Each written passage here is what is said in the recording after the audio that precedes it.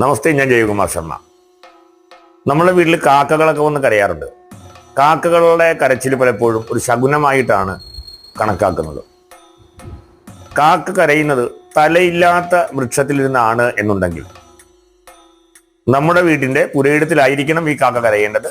അങ്ങനെയാണെന്നുണ്ടെങ്കിൽ നമുക്ക് വരാൻ പോകുന്ന ദേഹത്തേൽക്കാൻ പോകുന്ന ഏതെങ്കിലും മുറിവുകൾ, അപകടങ്ങൾ ഇവയെ കുറിക്കുന്ന ഒരു കാഴ്ചയായിട്ടാണ് കരുതുക.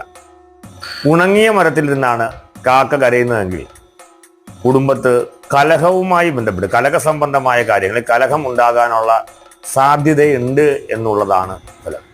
കയറോ വള്ളിയോ അതുപോലെയുള്ള ഏതെങ്കിലും വസ്തു കൊത്തിക്കൊണ്ട് പറന്നു വന്ന് നമ്മുടെ പുരയിടത്തിലെ ഏതെങ്കിലും വൃക്ഷത്തിലോ വീടിന് മുകളിലോ ഇരുന്ന് കാക്ക കരയുകയാണെങ്കിൽ സർപ്പസംബന്ധമായ ദോഷം നമ്മുടെ കുടുംബത്തിന് ബാധിച്ചിട്ടുണ്ട് എന്നാണ് കാക്ക